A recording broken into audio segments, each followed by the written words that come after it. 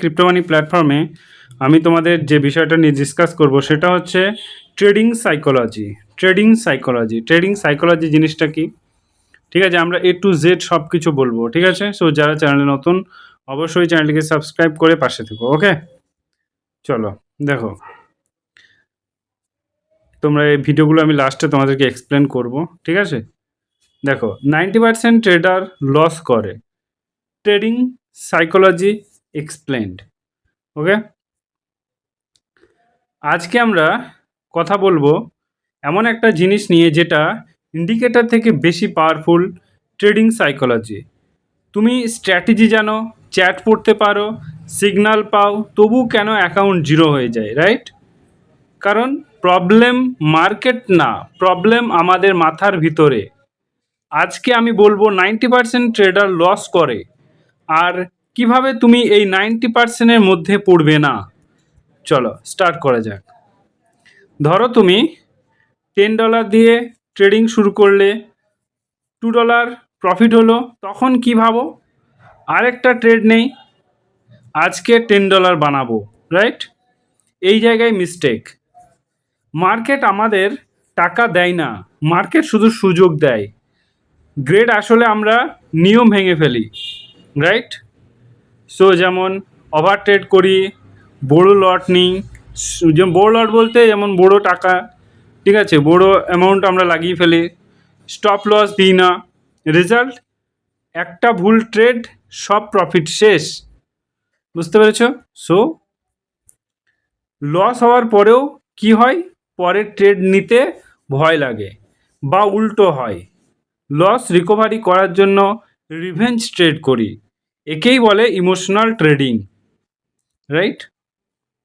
দেখো, professional tedder loss করে emotional ভাবে নেয় না, নিউ ট্রেডার লস করে পার্সোনাল ভাবে নেয়।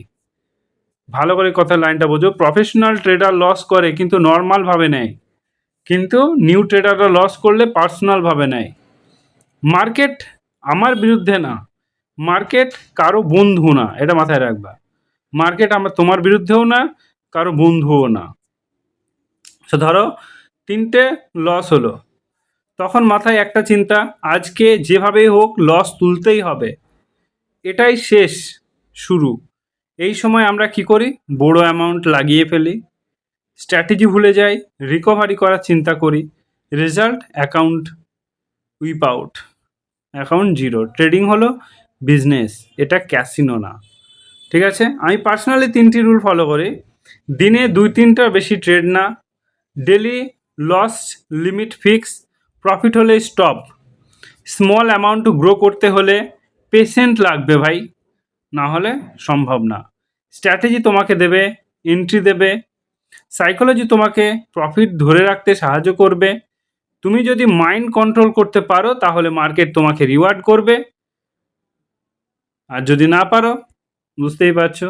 সো ভিডিওটা যদি হেল্পফুল লাগে লাইক দিও, আর কমেন্টে লিখো রেট বেশি করো নাকি রিভেঞ্জ ট্রেডিং। ঠিক আছে, চলো আমরা এবার সেই পিকচারগুলোই যাই, তাহলে তোমাদেরকে বুঝাই। ধরো তোমরা এখানে এইরকম একটা মার্কেট আসলো, ধরো হায়ার লো, রাইট?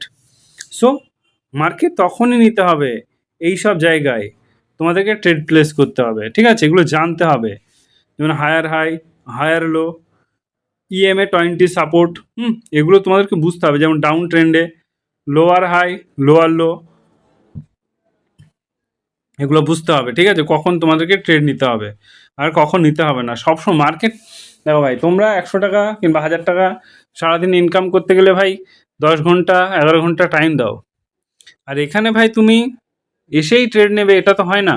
মার্কেটকেও সময় দাও 1-2 ঘন্টা, দেখবে এমন একটা ট্রেড পাবে যেখানে তুমি লাগিয়ে দিলে তুমি শিওর প্রফিট করতে পারবে। কিন্তু আমরা সেটা, আমাদের হাতে টাইম নেই। আমাদের কি বলতো, আমাদের হচ্ছে ব্রেন হচ্ছে কুইক লার্নার, মানে আমাদেরকে কুইক আর্নিং করতে হবে। আমাদের ডোপামিন হরমোন তাড়াতাড়ি রিলিজ করার চেষ্টা করি, যেমন মানে তাড়াতাড়ি আমরা যেন প্রফিট করে বেরিয়ে আসতে পারি। এটা করো না। ঠিক আছে, যদি ভিডিওটা ভালো লাগে অবশ্যই লাইক কমেন্ট শেয়ার করে দিও। Thank you, all the best.